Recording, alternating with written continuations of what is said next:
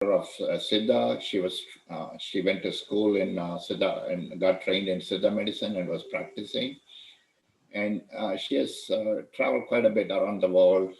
And when she moved to the US, she went ahead and got her MD degree, as well as she's finished her residency in family practice. And she's also doing a fellowship in integrative medicine. And Dr. Uma Sanil Kumar would be moderating today's session. And Dr. Uma, before I hand it over to Uma, I also want to introduce Dr. Mrs. Chandamare Prabhakar, our secretary. She will give a brief overview of the activities of GCSMR. And what you will be seeing on our website is what I am sharing as a screen share right now. And with that, let me turn it over to Mrs. Prabhakar, Chandamare Prabhakar. Thank you all. Thanks for joining for today's webinar. We all know, like every monthly, we have a GCSMR webinar on different health topics. And this time we have chose women's health because it's very important and a lot of people asking for it. Thanks for joining every month. The end of every month, we have this GCSMR free webinar. Anyone can join from all around the world. Even now we have a lot of participants from India, Sri Lanka, Malaysia, and so many countries. Thanks for them to joining today, even though they're in a different time zone. Like this, we have a health topic for every monthly webinar. We'll be doing it. We have listed those health topics in our website also. You can go and look in our website. There are a lot of information there. It's called globalcenterforsiddha.org. We have listed all those webinars that we have done from GCSMR and also with other organizations like Tamil Sangams and other organization and health clubs. We have been also doing wellness coaching, that if you need any wellness coaching like tele-coaching, our doctors, Siddha doctors in India, they're also available for that. You can email us anytime regarding this wellness coaching. And also we have been planning to do some health workshop in your areas. So if you're interested, please let us know. We will be organizing. Right now it's a COVID situations, so we are lagging in planning all those, but once it's get done, we are planning, or we'll be having a Zoom wellness coaching programs. Recently Dr. Selva did a wonderful wellness coaching Siddha workshop in Bay Area, California. It was well received by everyone. So if you need any wellness coaching like a workshop, Siddha plus yoga and health workshop, we will also be organizing those. With that, today we have a wonderful speakers, Dr. Mangayarkarasi Thiruvengadam, a gynecologist, and for every webinar, as I told, we have one allopathy doctor and also one Siddha doctor. And for Siddha doctor, we have another wonderful person, Dr. Sathyavathi from Chennai. She will be also presenting about this women's health topic. With the continuation of with this topic, we have also another topic. It's called Women's Health Part-2. So don't miss it. We are planning to keep it either in November or December. Since it's a holiday season, we are still working on the dates. We will be announcing that soon. And apart from that, we also have a lot of WhatsApp groups and email groups and Telegram groups. So if you like to be interested or like to enroll in those groups, that we will be sending every monthly information about our webinars, please do so. You're welcome anytime. Our email is gcsmr20@gmail.com. Again, ours is a non-profit tax exempt organization. All donors and sponsors are welcome. And this month, Dr. J. Gopal and Mrs. Manjula Gopal has sponsored us for this program. Thank you to them. And we may welcome more sponsors also. We would like to take a lot of integrated medicines everywhere to all universities too. We are working on that. Having said that, now I'm transferring this to Dr. Uma Sendil. Are you ready? She'll be introducing speakers and we can start the presentation. Thank you, Uma. Thank you, Uma. Are you there? Yes, I'm here. Thank you. Okay. Greetings to all. Thank you for that introduction, Santamarai and Sivasalam, sir.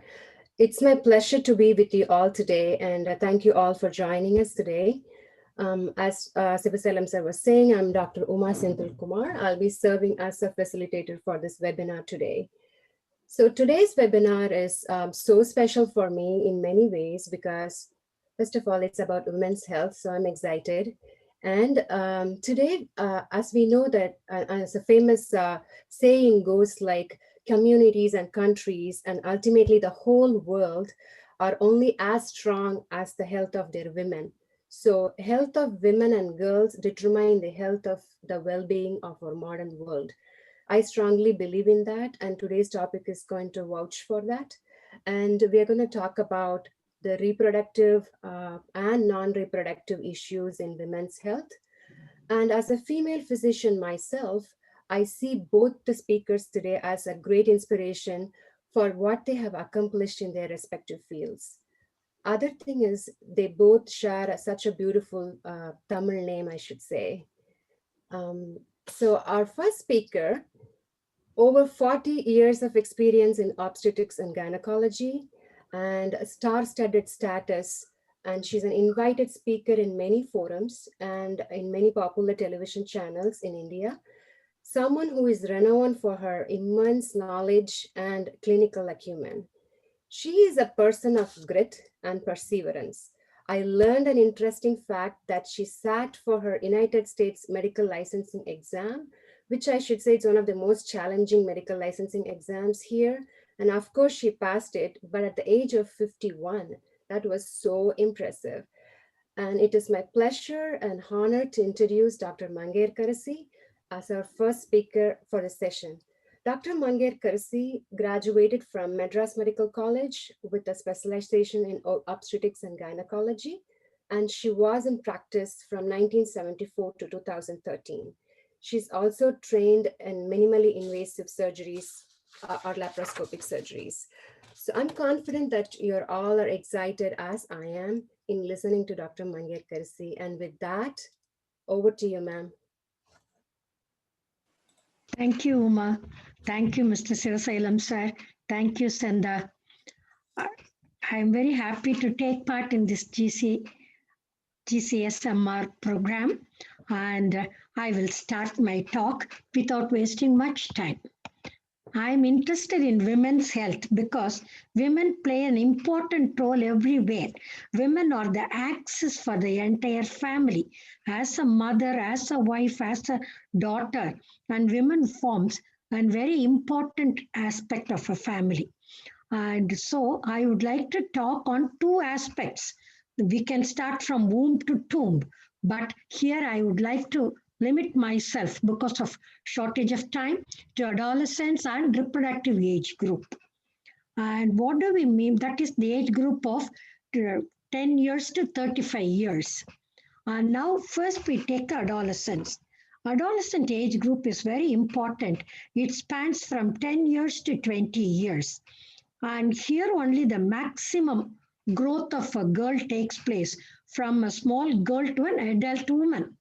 So here we come across lot of physical, emotional, and growth changes, of which we have to talk about puberty. Puberty is very important milestone in a woman, of course for men also, but more so for women because here it forms their basis for their future health. And here they have got, they come across lot of changes like physical growth and emotional growth and mental growth. And regarding the physical growth, first and foremost a girl sees is about the breast development. Breast development starts as a small bud under the areola. Even nipple is not well defined to start with. From that, it grows to the stage of an adult breast development over a period of years. But why this breast development is important? Because we know from the day the breast development starts, within 2 to 3 years, the girl will attain her menarche. That is, she will start menstruating every month. And This time, the girl becomes very conscious about herself, about her body. And then comes the hair growth on unusual parts of the body, that is underarm and over the private parts. Here also, these are all mainly because of the changes in their hormones which occurs in their body. And from this, also the girl gets bit shy. So it is our duty to tell them that. About that I will talk in a different slide. And next comes, she gets fat deposition around the waist and the upper thigh. Thereby she gets a sinuous body. And all these things takes place over a period of, for some girls from 8 years, for many girls starts from 10 years to nearly about for 13, 14 years. Usually the period starts once the hair growth starts appearing. We know she's nearing her menarche. And during which there's a lot of emotional changes take place. Then with this, we have to start about the adolescence. The adolescence is the age which is just like a fragile glass vessel. We have to handle them very carefully. And I want to stress more on the emotional sides than of the medical side. Medical side, everybody know how a girl matures. Even my grandmother will say, once the breast appears, she will say, yeah, my granddaughter will get her period in about 2 years. Those all things which is known for everybody. But the stages of adolescence have to be handled very carefully. I divide it into 3 stages. First is the early adolescence from 10 years to 13 years. Here the body growth and changes occurs from 8 years onwards. These bodily changes makes the child becomes more curious and causes little bit of anxiety.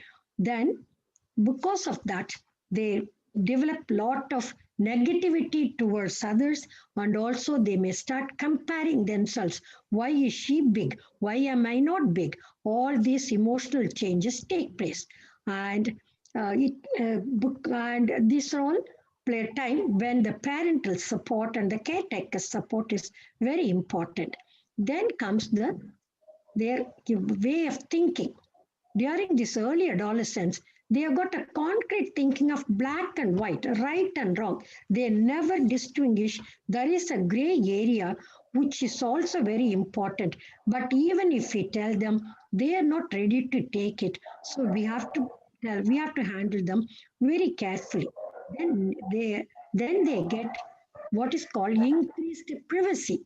They don't want anybody to look into their book bag and other things. But it is the parents who have to take care of the privacy needs. Privacy is needed, but within the limits. Then they start developing a sort of independence, and they even try to push boundaries. Then that independence also have to be taken with a pinch of salt, and we have to guide them properly. These are all very important. Then even if the parents say something, during my time it never happened, then they start that reinforcement, they strongly object. So this is the early adolescent is the period 10 to 13 years. That's almost, we can say, pre-menarche. But during this period, it is very easy for the children to be mended according to our norms. Next comes the middle adolescence. In middle adolescence, that spans between 14 to 17. During this period, they almost completed their growth. The growth means the height. Height, we usually say 2.2 to 2.4 inches per year from the day the breast bud appears. So we have to give the important nutrition, and we should give them good exercise like a stretching exercise, yoga. Those all will increase their height. And some people, present day world, they are more interested in their height. Even some of the mothers ask, can we increase the height of my daughter? Yes, we can do, but it has got its own limited restrictions and limited values. Then I always used to tell them, it is not the physical height that matters. We should give them confidence to reach the height of their education, height of their efficiency. That matters a lot. Then most girls started having regular periods during this middle adolescence. During that time, we have to teach them about menstrual hygiene. What is meant by menstrual hygiene? Nowadays, a lot of things are available in the market.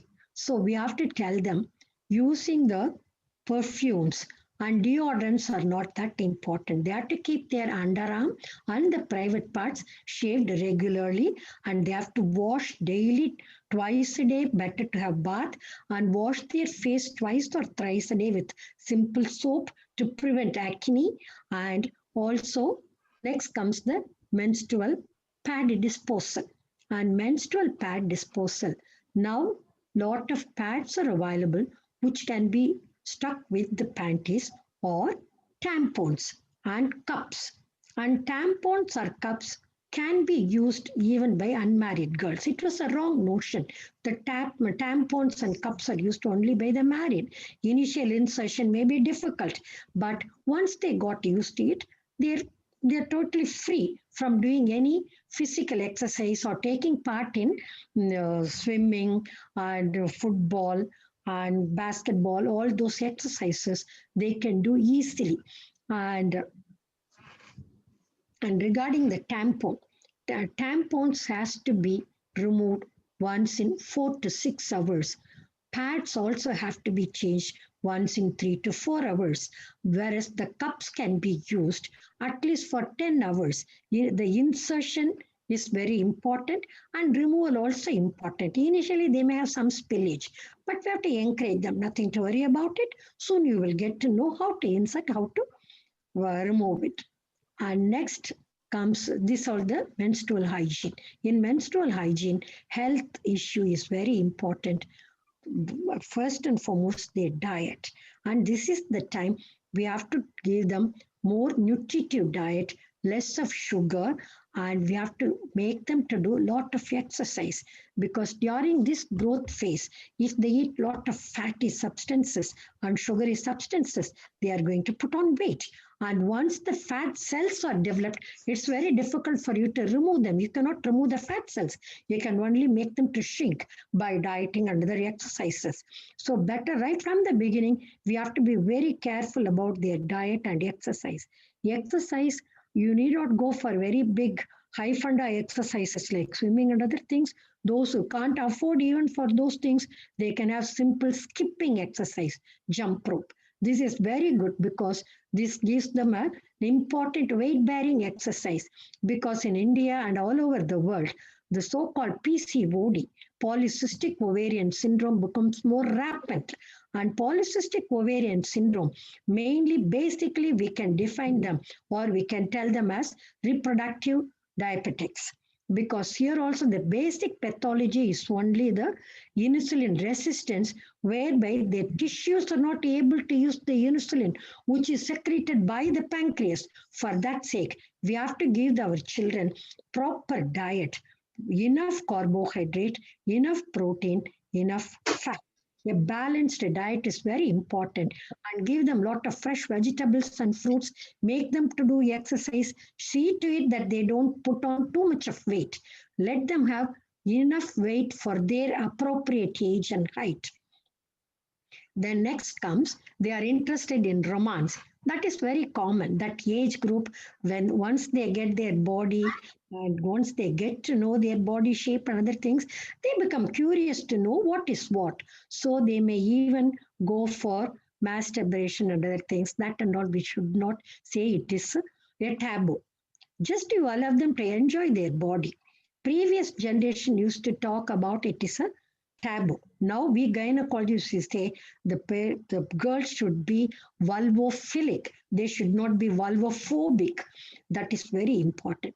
Next, their brain continued to grow. Still, it is different from adults. They cannot have proper way of thinking as we adults. For always for them, emotions overtake their logic. So emotionally, if they feel it is right, they say, yes, it is right. They never logically think which is right, which is wrong. But it is up to us to guide them.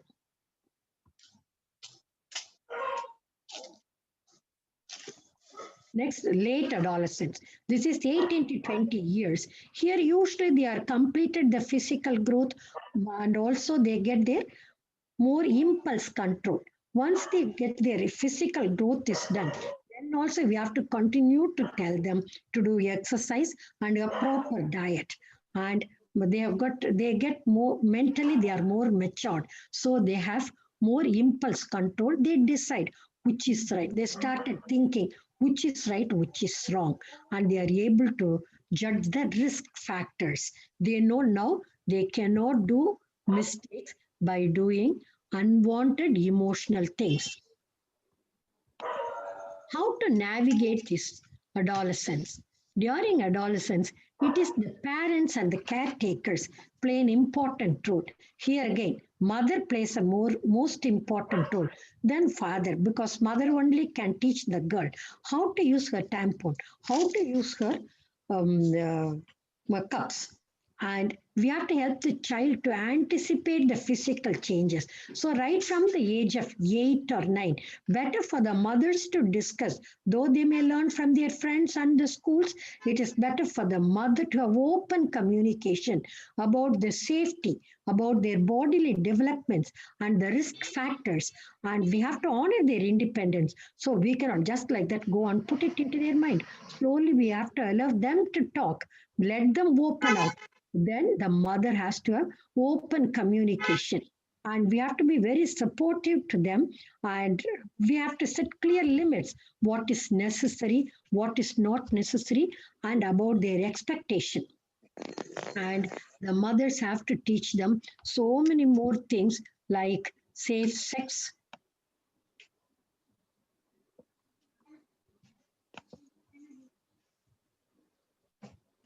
Sorry. And the mothers have to tell them about the safe sex. No harm in teaching them to use condom and to be very careful. And even at times post sex pill also may be needed because present day generation, they get to know so many things through their wide knowledge of informative technology. And we have to tell them how to avoid pregnancy during teenage, and also the role of HPV vaccine, because HPV vaccine is the one which is very important once they become sexually active to be given. But thereby we can cancer cervix. A few cancers are preventable by vaccine, among which one is HPV vaccine. And by giving HPV vaccine, we can prevent cancer cervix. Then healthy food and weight gain. And food plays a very important role throughout their adolescent period and their puberty. And the exercise regime, daily they should do at least half an hour exercise. Let them do their studies and homework. Along with that, exercise regime also is very important. With this, I think I leave the other things open for discussion when they question me about the adolescents. Now coming to reproductive age group. A 20 years old girl, then she grows to be an adult woman. Then she has to continue her studies and career. Then she gets married. And best age to become a mother is about 26, 27, because by then they get settled in their career and they start having their pregnancy. They can focus more on their pregnancy and growth of their children and child development by spending more time with them. While they are students, if they get pregnancy, if they get baby, it's very difficult to focus on the children. And yeah, if they plan for pregnancy, we have to tell them a few things. That is, pre-pregnancy folate intake is very important.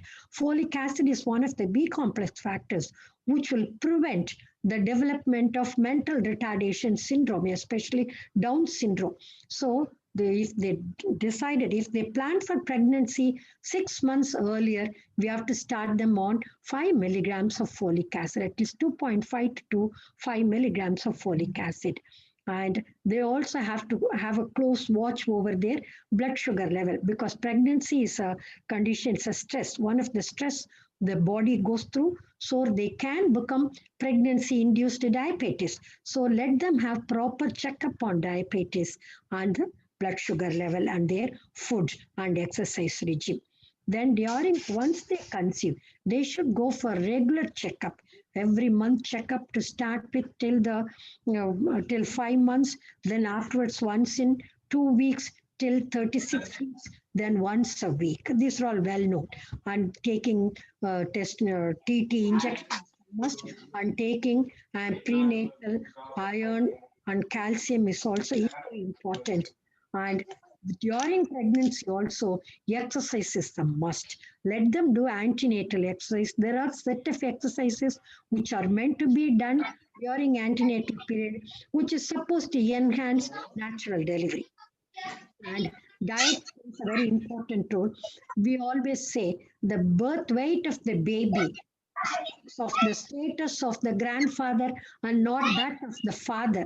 So if a girl child had been fed properly throughout her childhood, from womb till her pregnancy, definitely the newborn baby, what she's going to give birth, will be also healthy and with good size and good weight.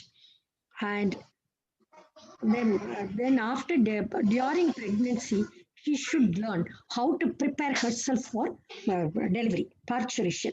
And pregnancy is a normal condition. It's a normal physiological condition. Once you become pregnant, automatically baby has to come out. But nowadays it was made big problem because of one, increasing age of mothers and increasing stress what they hold, and also lack of exercise, lack of proper understanding of parturition, that is understanding of delivery process. So that also has to be taught to them regularly. And once the delivery is over, postpartum period also is equally important. During postpartum period, they have to continue their diet, exercise, and postpartum exercise is very important to prevent descent of the uterus. For many women, uterus used to come down because during pregnancy, the uterus was holding such a big weight of the baby, and while pushing the baby out, the cervix also comes out easily, so the uterus descends down immediately after delivery. So we have to teach them what is called postpartum exercise to increase the pelvic floor muscle strength, and the external muscles, to the perineal muscles also should be taught how to be kept tight, and also vaginal exercise. All these exercises are very important. And during postpartum period, let them have the food what their elders prepare and give, but there also they should have good control over their carbohydrate intake. Take more of proteins and enough carbohydrate and a balanced diet, and exercise diet. These are all very important. And after the postpartum also, they have to, throughout pregnancy and after postpartum, and every stressful condition of a woman, they have to go through what one important blood test called thyroid function test. Thyroid is very important. It's a stress hormone. It is needed for a healthy pregnancy and healthy postpartum and healthy menopause and healthy life. But many times it has been missed. So throughout pregnancy, that is first trimester, second trimester, and third trimester, also postpartum, the thyroid test is very important. Thank you very much for giving me an opportunity to talk on adolescence and pregnancy. Hello? Hello. Uma? Hello, Yes. can you hear me? Yes, I can hear you. Okay. Give me 1 second, sorry. For some reason, my video, yeah, there we go. Okay.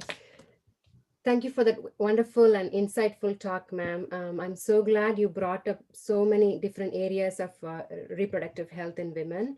And I'm also glad that you brought attention to the overall well-being of the adolescents, especially the emotional part of the adolescent age group as they grow as a women. I'm sure your talk would have brought new insights into how best women can embrace themselves in a better and natural way to maintain good health. Thank you so much. And I'm sure, audience, you have a lot of questions to ask Dr. Mangayarkarasi. I would ask you to hold on to your questions to the end. You can take a paper and pen, jot down all your questions, and at the end, our panel will be happy to answer your questions. Okay, now it is my joy to introduce our second speaker. She is a practicing Siddha physician serving in a private Siddha clinic where she uses traditional Siddha practices to address complex and chronic Siddha conditions. She is active in conducting various public awareness camps, and she's also involved in writing articles in Siddha medical journals in a regular basis. She's also well trained in Varma therapy, and she implements that in her clinical practice. So for physicians who focus on women's health as far and wide in Siddha medicine, she's undoubtedly one of those. So she graduated from Siddha Medical College in Palayamkotte, and she's in practice for the last 7 years. And she had a privilege of working in Health India Foundation, which was started by a renowned chest physician and Siddha advocate, a staunch Siddha advocate, Dr. C.N. Devanayakam. As a fellow Siddha physician, I'm excited to listen to our second speaker, none other than Dr. Sathyavathi. I'm sure you're all waiting to hear from her. So now the stage is yours, Dr. Sathyavathi. Thank you. Good evening, everyone. I'd like to start my presentation today on women's health from menarche to infertility. I would like to speak Doctor, on 1 the minute, and the home Sathyavathi. remedies. 1 minute. Okay, Dr. Mangai, can you stop sharing your screen so that Dr. Sathyavathi can start her screen to share? Dr. Mangai, can you stop sharing your screen?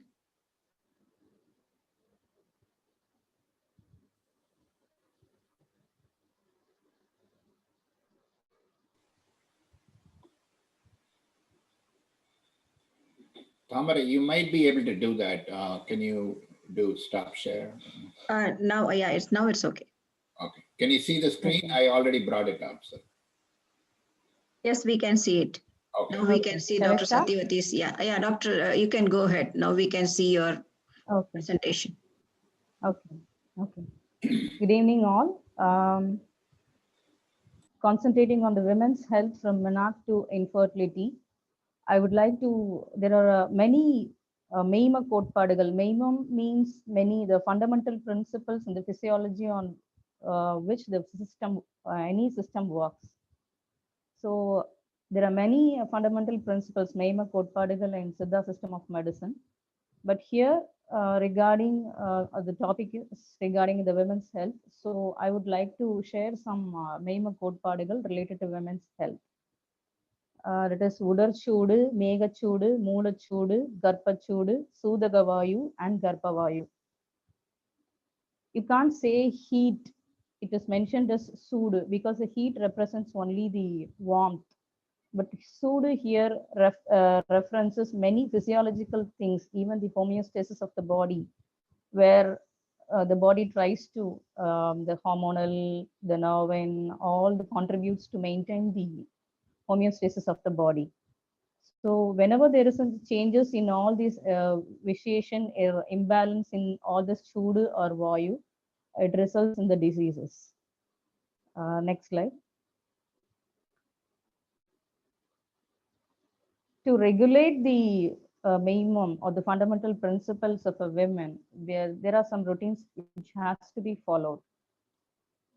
Those are twice a week oil bath, and thrice a year they should say, take simple purgations, and daily exercise or yogasanas. Why oil bath is recommended? Next slide. Oil bath simply it reduces the udarchudu, the body heat.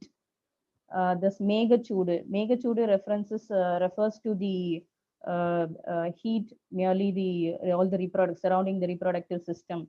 It includes if there is any imbalance in the megachudu, then the women will get some white discharge, leukorrhea, all the sexually transmitted diseases, suffering from we refer all these things in Megachoodu. Moolachudu is there if a woman suffers from any piles or like any constipation or external genitourinary tract infections, we refer to as in Moolachudu. Garbachudu, we refer this Garbachudu when there is a pregnant stage. Sudagavayu, speaking about the Sudagavayu and Garbhavayu, Sudagavayu, if there is any imbalance in the uh, pituitary ovarian hormonal axis, we say it as Sudagavayu. It results in the disturbances in the menstrual cycle and many more diseases. Next slide. This oil bath and purgation, the previous slide, ma'am.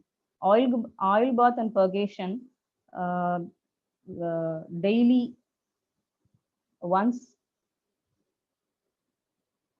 twice a week. Oil bath twice a week reduces and balances the all the chud and makes the physiology to the normal. And the simple purgation brings back the vayu to normal so that there will be no diseases, there will be a healthy lifestyle. Next slide.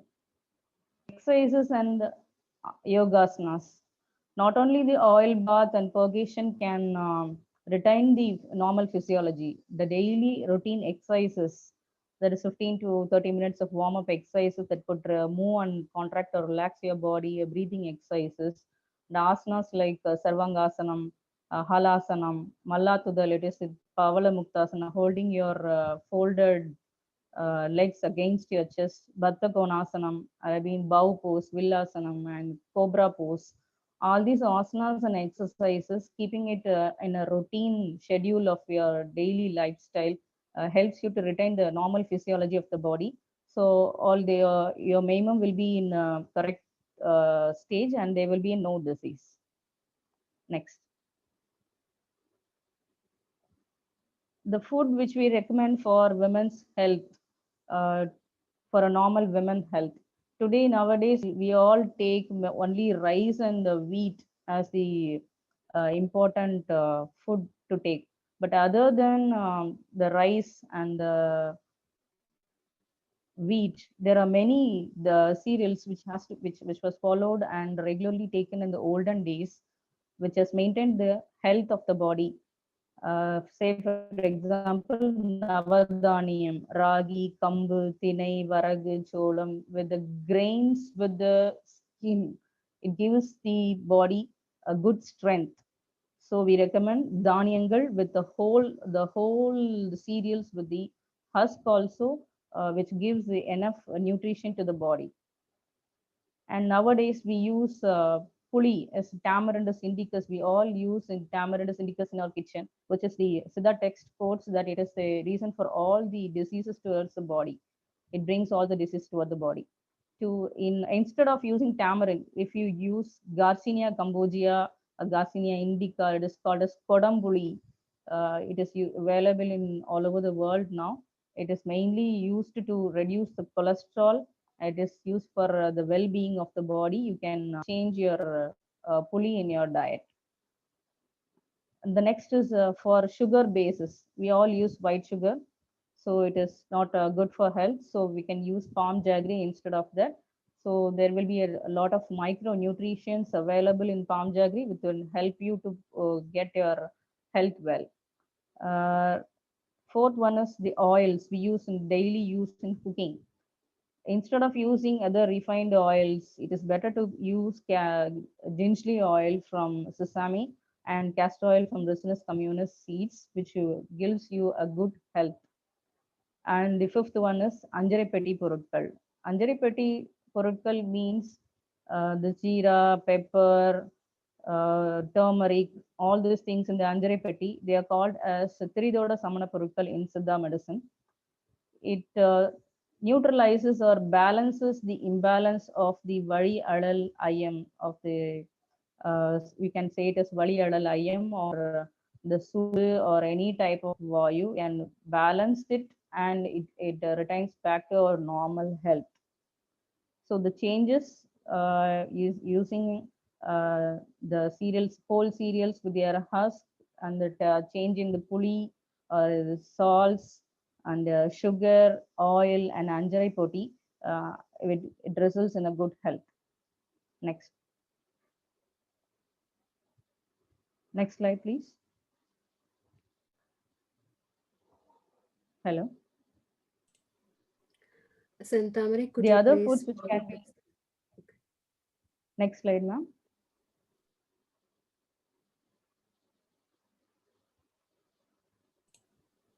The other foods for women health we usually recommend in Siddha is the red rice flour puttu with payar and banana. As before, ma'am has already said, we usually advise the patient to take a balanced diet, which includes carbohydrates, proteins, and fats. Here, when we use red rice flour with puttu, with pacha payar and banana, it becomes a good balanced diet. Usually, particularly this type of red rice flour puttu is recommended for women with dysfunctional uterine bleeding. When there is a more bleeding also, we recommend this food. It is very nutritious to boost up their health, and regularly also you can take this food. It would give more nutrition to our body. Usually, the next one is the raw rice. Raw rice, the pacharasi. Usually in Siddha medicine, raw rice is avoided in Pathiyam, but raw rice is recommended for women to boost up their immunity. Some in Puduguna Padal of Agatya Gunavaganam, Metta Sumai Tanga Valivu Kudukum, it is written like that. So it gives more strength to the body. So Kodukattai, it means in Kanyakumari district and all, there is a function called this Avayar. So on that night, all the women go to a house and they will eat, celebrate this Avayar's birthday, and they eat Kodukattai. So this raw rice foods are recommended for the women in the adolescent age and also the puberty and after the menarche to for developing a good health. The third one is the ulundanchoru. There is urad dal, black urad dal and white urad dal can be used regularly because the ulundu in Siddha text, the common characteristic features says that இடுப்புக்கு வலிவு உண்டாகும் எலும்புருக்கி தீரும். That means all the diminution of the bones health will be retrieved, and there will be a good strength to the back. It means the pelvic bones. So Ulandanchor is highly recommended by the physicians to women. And the next is the Vendaya Kanji. Vendayam, speaking about Vendayam, it reduces the heat of the body, and there are a lot more to say about Vendayam. We will see in the next slides. And the last one is the spleen and the liver gravy of the goat. It supports the women in throughout the menstrual period, during the pregnancy also, and during menarche also. It supports them with a lot of hemoglobin, so that the iron content of the body it will be retained very normal, and it will be retained even after a heavy bleeding also. Next slide. And the other foods we recommend for the women's health is the magic of the 3 fruits and the 3 seeds, especially dates, figs, and pomegranate. This dates, figs, and pomegranate, this combo juice is recommended for the uh, adolescent girls and also the married women also, because specifically it can be taken as a routine daily also, but it is especially recommended on each and every day of the menses, from starting from the first day to 15th day, first day to 5th day, so that the menstrual bleeding, the exhaustion after the menstrual bleeding can be compensated with this juice. It is a more astringent, it is an iron giving, as well as it supports the body and gives a good tone to the body. So dates, figs, and pomegranate combo juice is recommended. Then the 3 seeds, the magic of the 3 seeds which supports the women's health is sesame seeds, urad dal, and fenugreek seeds. Yellow sesame seeds, yellow because it is and the characteristic feature of the Agatya Gunavaganam says that it gives திண்மை தரும், உதிரத்தை தள்ளும். Mainly the எல்லோதனம், it gives உடல் இறுகும். So the எள்ளு has to be taken during periods also. Many people avoid எள்ளு using sesame seeds during periods, but to shed out the endometrium regularly, sesame seeds has to be taken during periods, the first to fifth day. Uradal, it gives, as I said before, uradal, it supports the bone, so it is highly recommended. And fenugreek seeds, it reduces the body heat and supports the metabolism of the body, so it is recommended. Next. And now we go into the food for the women's health. There is a leaf, moringa leaves, moringa இலைகள். Moringa, in Siddha text, the characteristic features says that in Karpam they say முருங்கை காய் இலை முகில் இலை உண்ண ஒருங்க வரும் நோய் எல்லாம் துரத்தி விரட்டும். It says like that. So it supports முருங்கை இலை. It has to be taken daily, once in a fresh form or powder form. It supports the bone, it supports all the nutrients, and it develops a good physique and gives iron content. It's good for eyes too. The second thing is venpusani. We call it as parangikai. Parangikai, it is highly recommended to reduce the heat of the body, then reduce the white discharge, that is genital, mainly to reduce the mega chudu, reduce the white discharge and give cooling to the body. And it also increases the appetite of the general human beings, especially in women. Venpusni legumes are all recommended for women to increase their health and strength, and also to meet out the genitourinary tract infections also. The third one is one flower, it is valaipu. Saying about the valaipu, the text quoted is மூல ரத்தம் மா பிரம்மி வெட்டை அனல் ஆழி அனல் போல உள்ள எரிவு, கை கால் எரிவு, இது எல்லாத்தையும் துடைத்து வன்மை கொடுக்கும். It is quoted like that. So Vadapu as considered, it is a good astringent too. It is recommended during the heavy bleeding. Valaipu juice mixed with the red rice flour cooked food too is recommended for the people, for women with menorrhagia, this excessive uterine bleeding. And it is also recommended daily, for daily use also, to increase the astringent effect of the body. The fourth one is the one stem, that is the pirandai. It is used to clear out all the intestinal seriame, all this indigestion problems, piles and everything. And it also gives the bone a good strength. Next, talking about the utensils through which the food is cooked. ஒரு பானை சோற்றுக்கு ஒரு சோறு பதம். Likewise, this even the vessels used for cooking also influences the nature of the food. So usually the text Patira Bedam, the Siddha text refer it as Patira Bedam. Mud pot, cooking in a mud pot gives a good health. Cooking in an iron pan will give you iron. Cooking in it means, and the third one is the copper pot.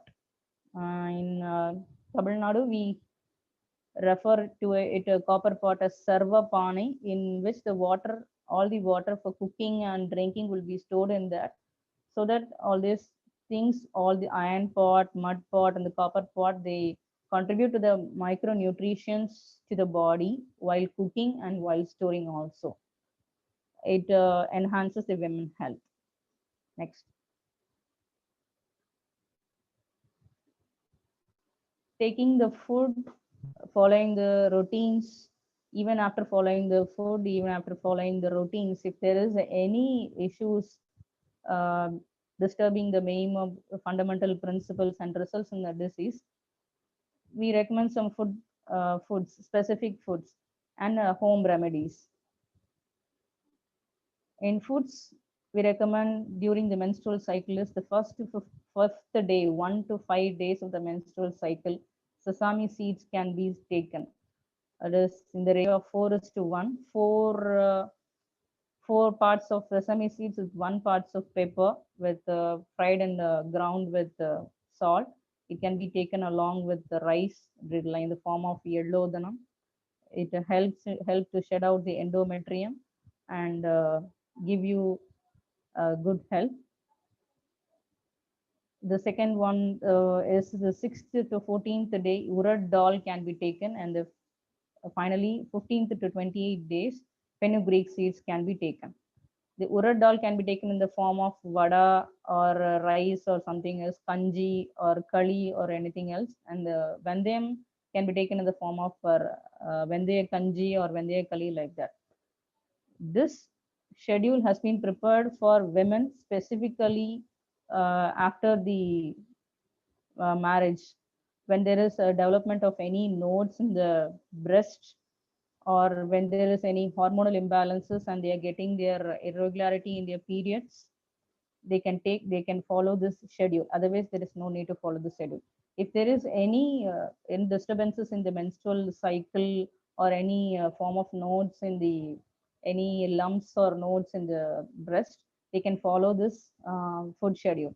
Following this food schedule has been designed to give the body the hormones required by the body for the normal functioning. All the estrogen, progesterone, all these hormones can be given through the food supplements only before can be followed by using this schedule. Next one. Apart from following this food remedies, also if there is any health issues regarding the menstrual cycle, we can follow 2 home remedies are highly recommended, which you can prepare it from home also. That is Pakkuvam. Pakkuvam, it is one of the 32 types of internal medicine quoted in Siddha. It is like nothing but a jam. You can cook it at a home. For this, we need only 4 things: aloe vera pulp, aloe vera, katrali, the leaf pulp of aloe vera, palm jaggery, garlic paste, and fenugreek seeds powder. The most important thing is, while cooking kumari pakkuvam, it is called, the medicine is called as kumari pakkuvam. Aloe vera, we are going to prepare some pakkuvam with aloe vera. For this, you have to peel off the skin of the aloe vera leaf pulp and take the leaf pulp, and it looks like a glass piece. It should be washed with 7 times with fresh water, so that the yellow latex secreted on the aloe vera, it is called as musambram, will be removed, so that it can be used for making this medicine. This aloe vera with 7 times washed aloe vera leaf pulp along with palm jaggery and garlic paste and fenugreek seeds are mixed together in a vessel and heated. It is cooked as we cook a jam at home until the water evaporates. You can, for easy cooking, you can grind the aloe vera in a mixie, so that the water will be evaporated soon and your jam will be ready.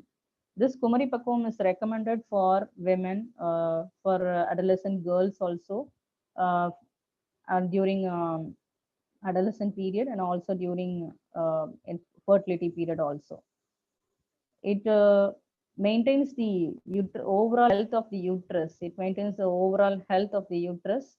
It can be given to reduce the body heat. The Kumari Pakkum, it can be given for reducing the body heat. It can be given for reducing the Mulachudu. You can give it for piles. You can give it for healthy and healthy menstruation. If there is any menstrual pain, dysmenorrhea, we call it as dysmenorrhea. If there is any menstrual pain, you can give Kumari Pakkum. The dosage of the Kumari Pakkum medicine is, it's like a jam or a legume. You can take 5 to 10 grams twice a day, 1 spoon, morning and night, twice a day, like a jam. It can be eaten as raw.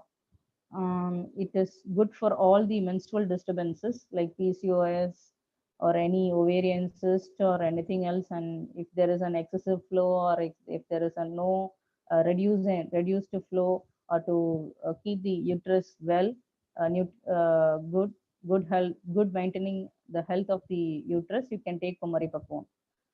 The next home remedy I would like to share is this Yennai oil, cooking oil at home. Cooking oil at home has happened in the early customs. They used to cook cast oil in from the Citramanaka Videgal, from the small seeded resinous community seeds. Um, Naturally, cooking an oil, it means that hot compressed oil is the very old custom. Usually, the castor oil is not recommended because of the resonant composition, which would irritate the intestine and gives loose stools, lacks a purgative property. But here, the purgation is recommended to maintain the fundamental physiology or fundamental principles of the body. Here I refer the refined castor oil is the cooking oil at home, that is getting hot compressed oil. Though it is not possible, you can get castor oil from the shops, and you can mix it with recommended amount of tender coconut water and chopped onions, aloe vera, washed aloe vera made into juice, and fermented rice water, neeragaram. All the chopped onions become turns brown. The oil, castor oil you have added will be the end product. If you add 100 ml of castor oil, the end product you will get some 90 to 100 ml. This oil can be used for general purgation, simple purgations at home. Usually 10 ml at nights along with ginger water, inji neer or kadukai coffee, something else, or neeragaram or vadi kanji, rice water. You can take it. This oil is recommended to reduce the heat of the body. This oil is recommended to get relief from piles. It is recommended to reduce the Mulachudu, reduce the Megachudu, in turn reducing the white discharge, all the genitourinary infections. It gives it Kudalai Kalivi, Udalai Vala, we say it in Siddha. So for this, to maintain the physiology of all the Vayus and Sudu, this oil is recommended. Especially in Siddha, purgation recommended at the menstrual period on the first, second, and third day of the menstrual period regulates the pituitary ovarian hormonal axis, thereby maintaining all the Sudu and the Sudaka Vayu, thereby giving you a good menstrual cycle and a problem-free uterus and a good health. So this oil can be, if there is any problem in your menstrual cycle, or if there is any problem in your menstrual cycle, you can take this oil at nights, 5 to 10 ml with rice kanji or neeragaram or ginger water, you can take it. And the same oil, this same hot compressed this refined castor oil we cooking at home acts like the Bhavana Panjangala Thailam, which is recommended during the pregnancy period also. Throughout the pregnancy period also, you can take this castor oil.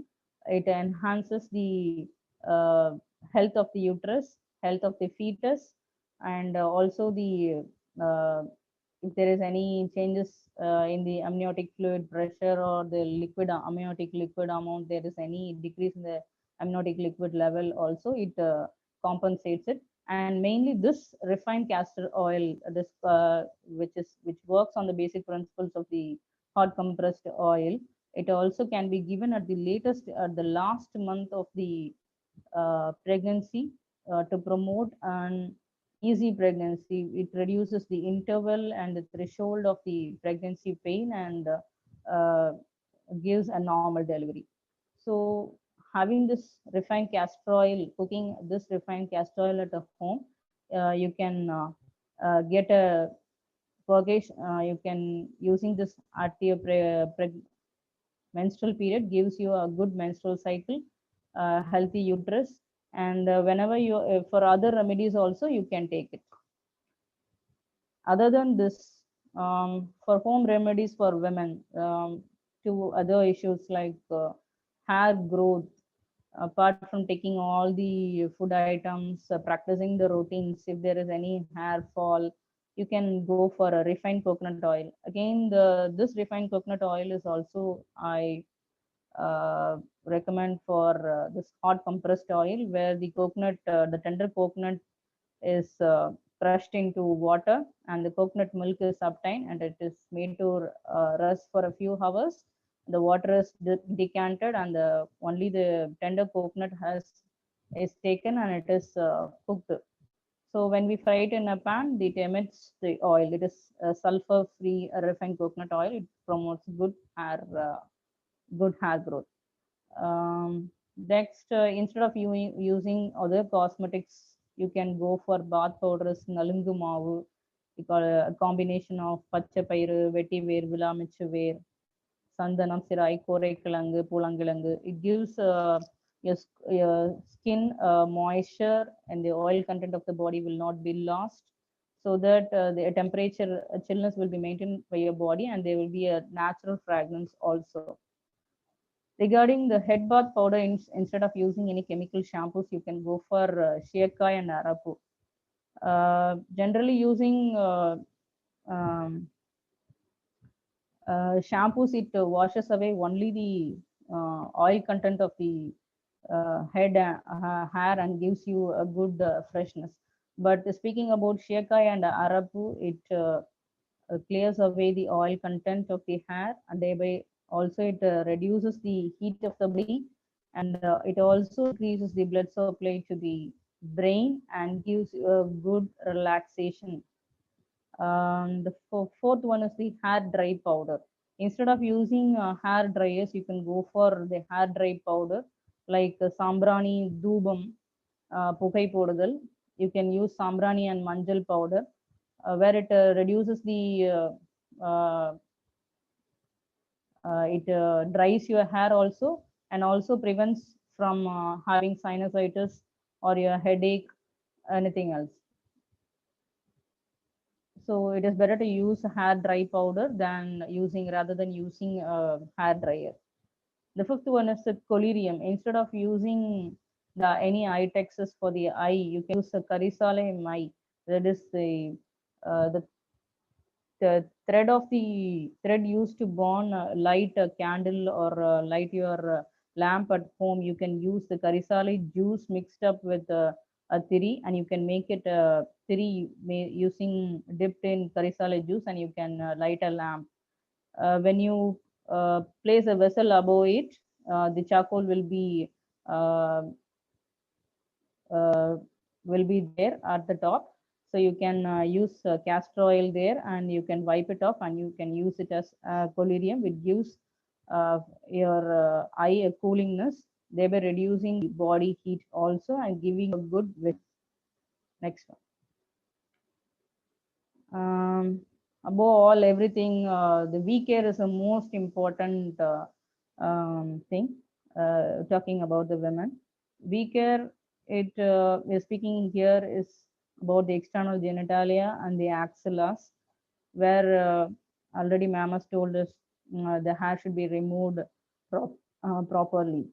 After washing with hair, the body bath powders like this, nalangumavu or any simple soaps, you can go for a kasturi manjal powder to be washed to maintain the pH over there, and to remove the infections, and to safeguard the external genitalia and the axilla from any hair follicle.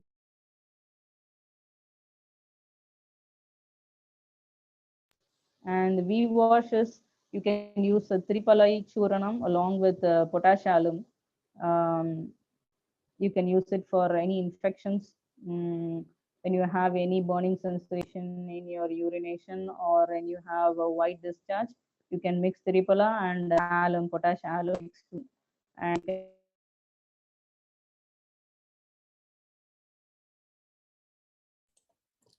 prevent any diseases over there. And the last one is the V fumigation, the manjal powder.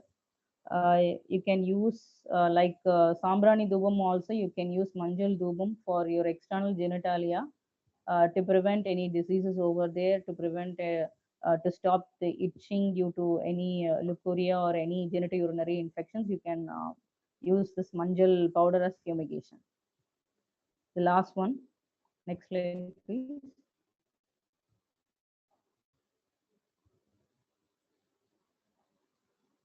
The last one is the necessity for a good women's good mental health. I like to, as ma'am, previously the speaker ma'am has already told about all the emotional, mental, and the physical growth of a woman. Likewise, in the childhood, every child, not only the female child, the male child also has to be given a sex education at the home.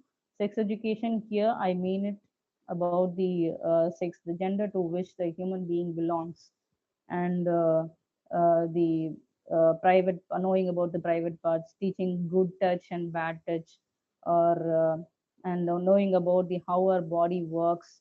It has to be teached to every female child and the male child at the home by the parents first, and the parents has to prepare the child to learn everything from home, and prepared to learn anything from outside also, and developing an independent nature that is doing their own works by themselves, brushing or taking bath or doing their cooking, what type of food they should take.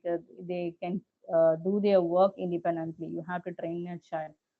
The third thing is a support system. When this, it can be a family or friends or brothers, sisters, or neighbors, whoever who can share, you can, where, to whom you can share everything, so that you can burst out your anger, your stress and frustrations, and you can a free mind. You can get a free mind. And the fourth one is every female women has to have their own activities involved in our activities or hobbies, like book reading or design, doing some crafts or any interested fields, so that their mind will be will not be idle. And fifth thing is understanding the history. History, I here mean it with the rituals and the customs which has been practiced in the early days. It is merely kept to understand the history for what it has been. So, say for example, when you go, when a woman or a girl attends a menak, on that first time only they keep a function and they keep giving all sort of foods, and the next month they will leave it off. These rituals and customs has been practiced and followed to in order to remind them to be practiced in their day-to-day routines, and it should be a part of their lifestyle. So it has been recommended. The rituals and customs are kept just to remind them that it has to be your routine, it has to be your lifestyle. These foods should be taken, you have to be careful like that. So you have to wind away the superstitious belief and stick into the history for what and why the rituals and customs have been followed. Next, the gratitude, uh, it gratitude for being a woman, gratitude for living each and every moment of life. All these things contribute to the uh, good women's mental health, and the necessity for that, on the necessity for a good women's mental health. Um, Finally, I would like to end by giving my gratitude to Dr. B. Michael, Ulaga Tamil Maruthuva Kazhagam Trust President, for all these 15 years of travel, making the public awareness camps and promoting the holistic health through Siddha through public awareness campaigns. I'm here because of him. And I would like to thank Health India Foundation, Dr. C.N. Daivanagam and Dr. Shubha Devanagam Amma for giving me the space and time to travel with Health India Foundation. And I would like to thank Dr. Selva Shanmugam for this nice opportunity. And at last, I thank one and of all for your time, space, and patient listening. Thank you.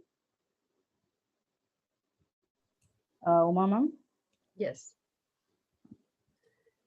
Thank you so much, Dr. Sathyavathi. That was such a wonderful and informative talk. I should say that you covered all aspects of Siddha medicine here, and it is really important that we consider nutrition as a major factor because we are all what we eat, and you really touch based on the topic beautifully. And I like the part you also covered the topic of avoiding the environmental toxins by using herbal products for self-care, like external products. That was also beautiful. I'm sure our participants enjoyed your talk as much as I did today. So with that, I'm going to open this forum for questions, and we'll wait for the participants to ask questions, whatever they have here. So audience, if you have any questions, you can reach us with the chat, or you can unmute yourself and ask any questions you may have.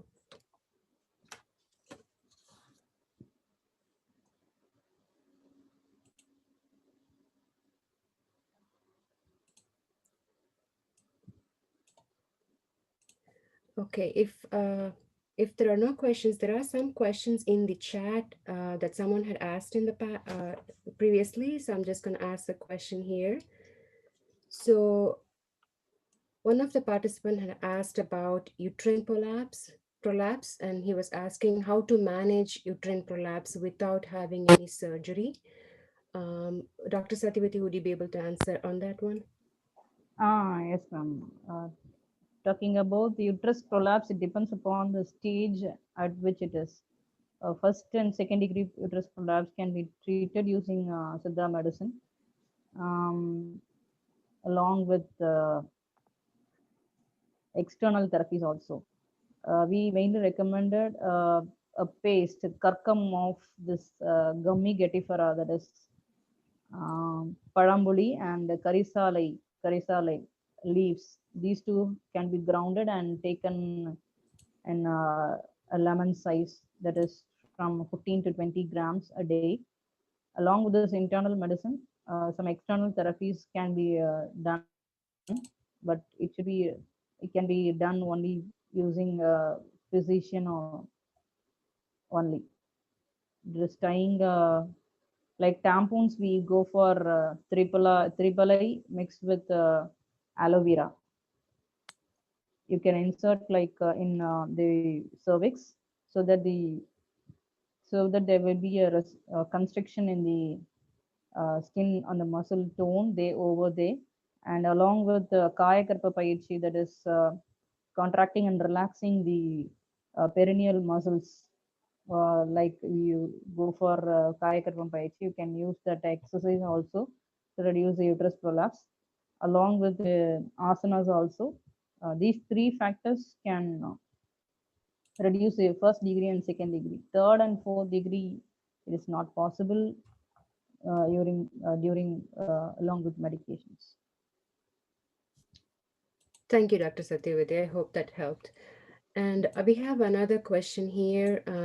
Someone had asked about, please provide Siddha and medical recommendations for lack of motivation, low energy, fatigue, and mood swings during premenopausal and menopausal stages.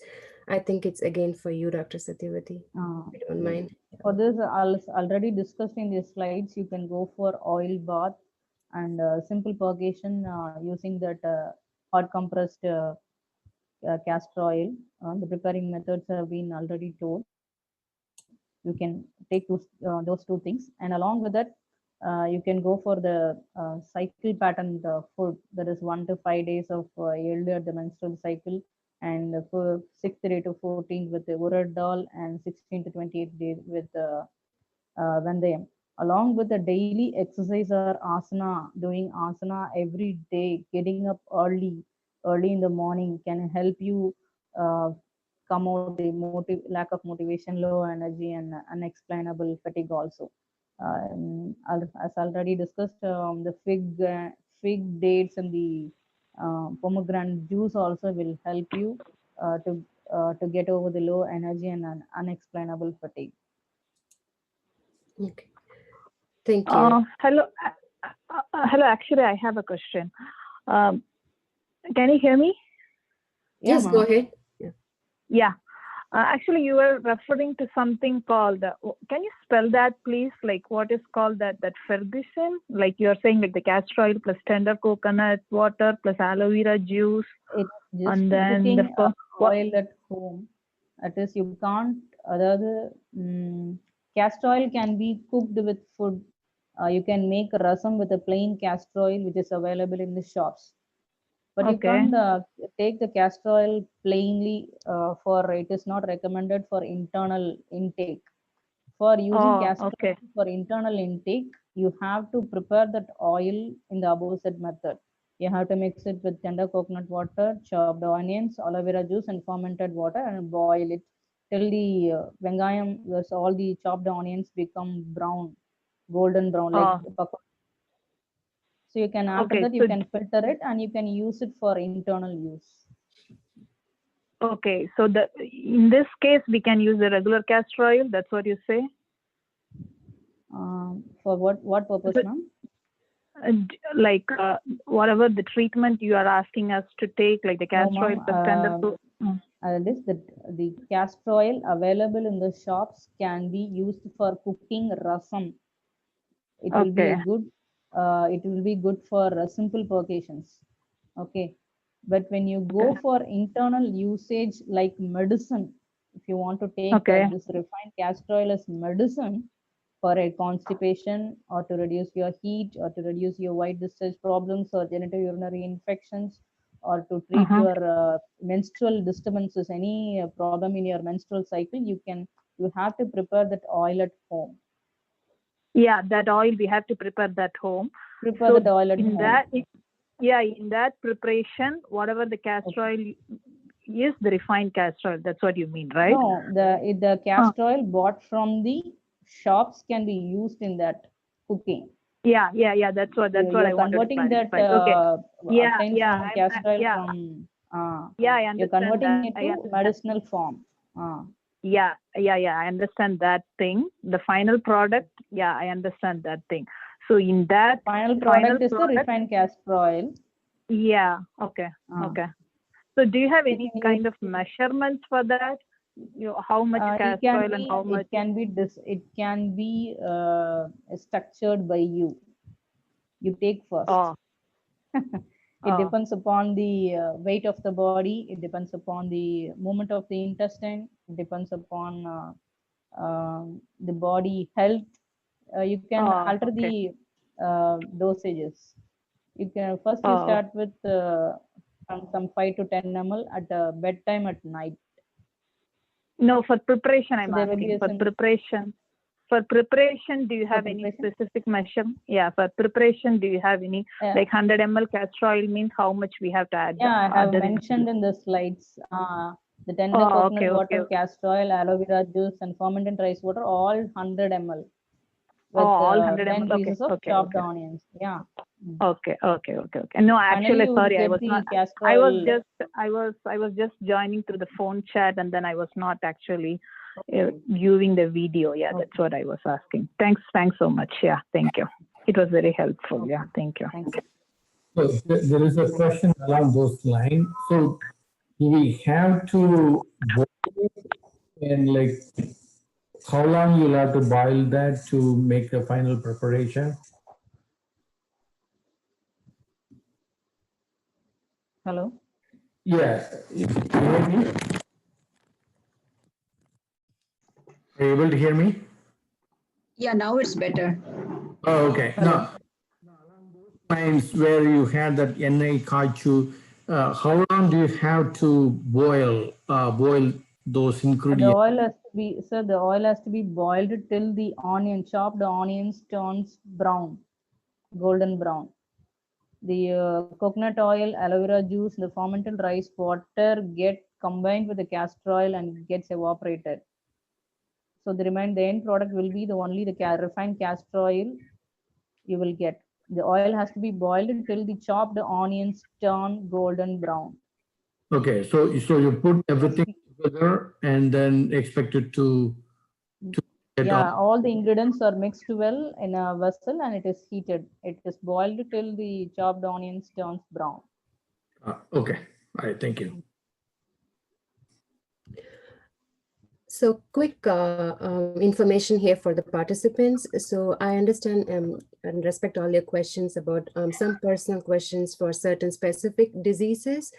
We have wellness consultations online through GCSMR, and we can tailor make your situation there, and we can talk about what's best for you. So for this question and answer session, maybe we can just stick with the topic. And if you have any questions regarding the current topic, our panelists will be happy to answer. Thank you.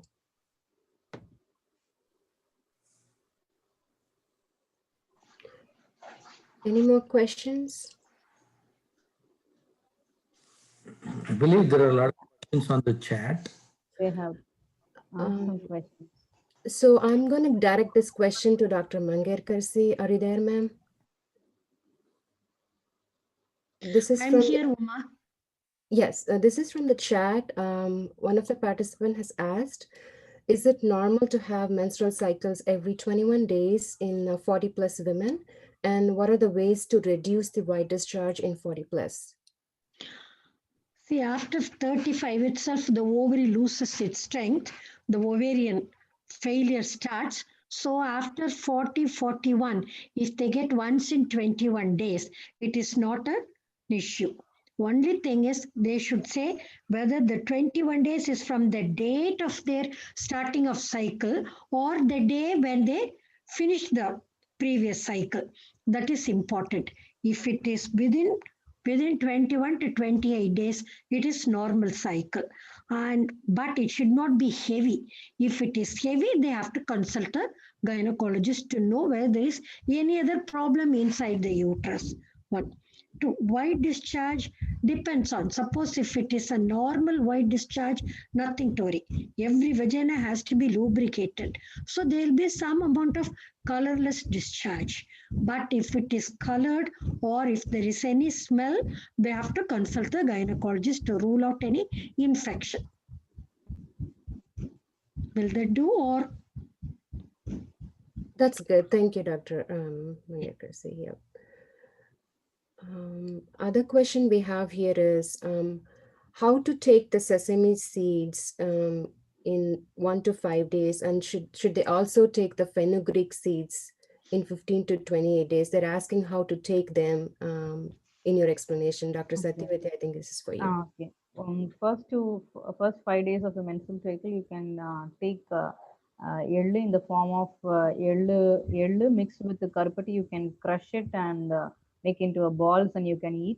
Otherwise, 4 times 4 part of sesame seeds mixed with 1 part of pepper. You have to fry it and mix it with salt and grind. You can prepare yellow like lemon rice using this powder and eat. Coming to fenugreek seeds, you can add 4 spoons of rice with 1 spoon of fenugreek seeds, and you can prepare kanji porridge to eat. Otherwise, you can go for vendaya kali in the form of fenugreek powder along with palm jaggery. You can prepare a kali, a semi-solid food. You can eat it. Okay, thank you. And someone had asked about the, the fumigation you were talking about, Dr. Sathyavathi, the sambrani. They were asking. Sambrani, the chemical sambrani, it is not good for the respiratory patients with the respiratory illness. You can go for available in the country shops like Malaka Chambrani or Matipal Chambrani. You can go for it. Avoid, but when you have a respiratory illness, it is better to avoid that.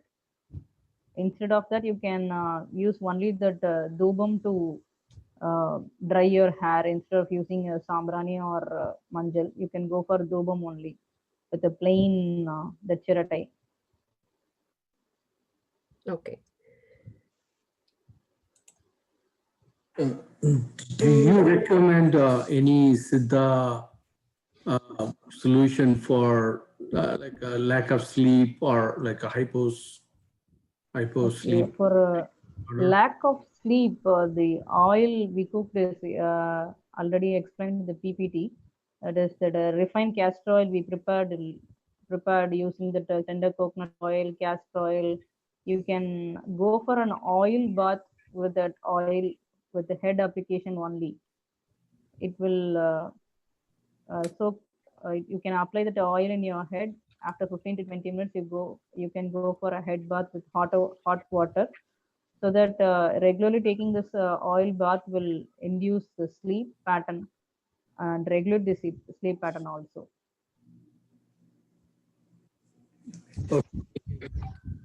The same oil can be taken internally also to reduce the sleeplessness and to get a normal sleep pattern. You can use that oil for external purpose, like for oil bath also. Thank you.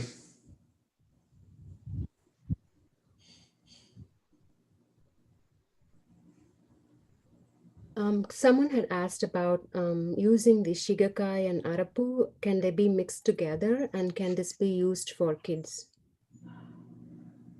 No, the shigakai and arapu can be used separately. Either you need shigakai or arapu.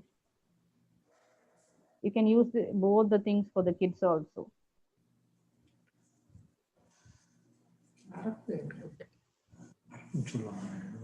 Arapu, it is a leaf powder of a tree. Usilai arapu. When we use it freshly, it will create a foam itself. Otherwise, when you have a dry powder of arapu, that leaf powder, it will give some mild foamness. It reduces body heat also, as well as it removes the oil of the hair also. Arapu, the ingredient of arapu is only the leaf powder, dry leaf powder of usilai maram.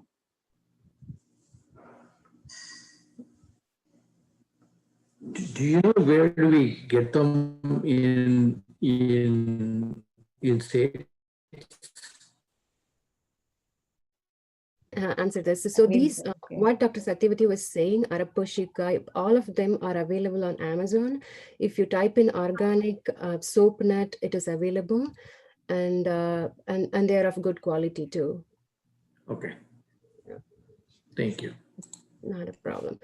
And sorry, Dr. Sathyavathi, I have one more question for you. So here, someone had asked us, they had cervical incompetency and they had a second trimester loss, and they're asking how can Siddha help plan a future pregnancy?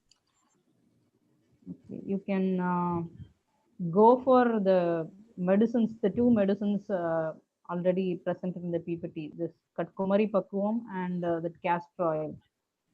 Kumari Pakkuvam can be taken daily twice a day for 3 to 6 months, and the castor oil can be taken at the time of periods. On the first to third day of periods, you can go for purgation, simple purgation.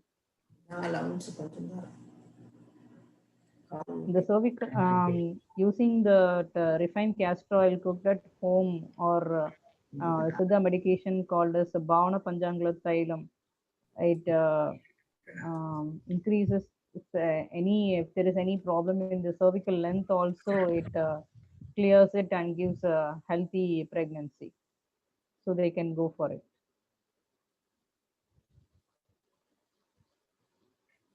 Okay, thank you. Any more questions from the audience? Hi, ma'am. I have one question about thyroid nodules. Is there any way to treat thyroid nodules in Siddha medicine? Could you please talk about that? Thyroid nodules, for it can be cured only by medicines like Parpam, Chanduram, or any Mediga items like Narasimha Rasayanam, or secondary Mediga or something like that. It can't be treated with the simple home remedies. It's not a solution for that. You have to go to a physician and rule out the cause for the nodule, so that only it can be cleared. And sorry for the reminder again, I want to say all our participants that I'm sure you have a lot of questions in different topics. And as I said, we do have an online consultation at GCSMR where we have renowned Siddha physicians give one-on-one consultation for different aspects of your medical problems. So if we could just stick on to this topic for today, which is about women's health, I would really appreciate that. Thank you. Hi, I have just a question. Just to clarify my doubt. So is it, the menopause comes for the adults like after 40, 45 or something like that. It depends upon their body and family hereditary. So is it that also possible for adolescent to get that stage?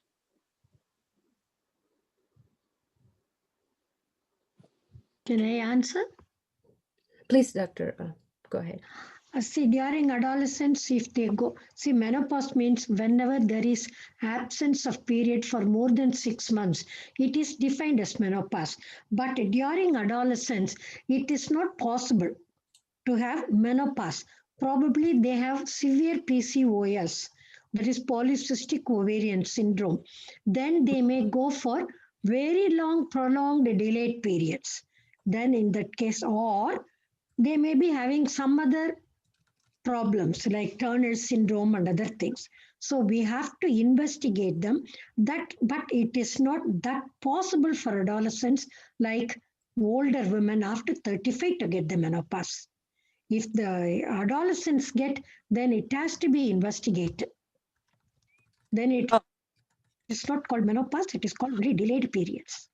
Okay, so it's just a follow-up thing, little for a clarification. So even, if there is no problem, like whatever you said, PCODs and stuff like that, but is it possible for it to get reversed, like why it's not, why it's been delayed, and then it can be, it depends upon the ovary functions. So it is, if the ovaries doesn't work properly, so it can be reversed to make it work good if there is a problem in the ovaries? Usually the periods come only because of the ovarian function. If the ovary doesn't function, then we can always give them, we have to find out how many ovarian follicles are there. Depending upon that only we can treat them. For that we have to do the blood test like anti-Mullerian hormone, FSH, LH, all those hormones to be done. Anti-Mullerian hormone shows how many more follicles are available in the ovary. That is how many more eggs can be produced by that ovary. Then FSH also will show how much the ovary is responding to the hormone support given by the pituitary. With all those tests only, we can come to a conclusion. Okay, doctor. Thank you. Welcome.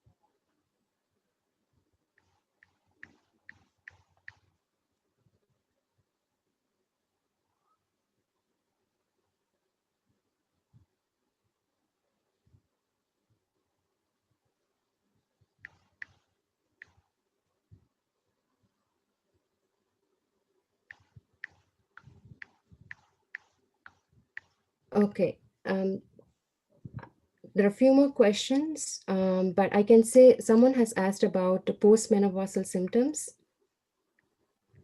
But we're going to have a separate topic of that in next speech, which is going to be in a month or two. We will let you know.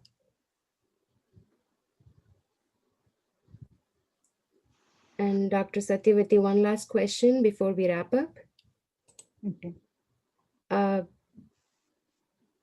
someone had asked about the weather is not tropical like in Tamil Nadu, so can we have oil bath here? Yeah, you can go for oil bath with the coconut oil boiled with seeragam. But usually oil bath is recommended during early mornings before the breakfast. An oil bath can be taken with hot water. Bath should be taken with hot water. Sounds great. Thank you.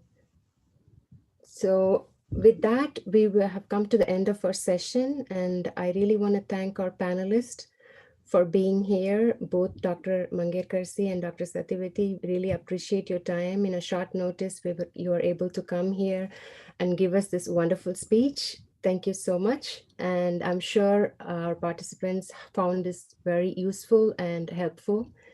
And we will have another session in women's health moving forward in a month or two, and we will get back to you with the dates on that. Thank you so much, everyone. Thank you, Uma. Pleasure. Thank you, ma'am. Thank you, Uma. And Thank you, Satya. Dr. Mangayarkarasi. Thank you, ma'am. Thank you, ma'am. Thank you. Thank you, Sivasalam, sir. Thank you. Okay. Thank you all and enjoy the rest of your day. Bye now. Thank you.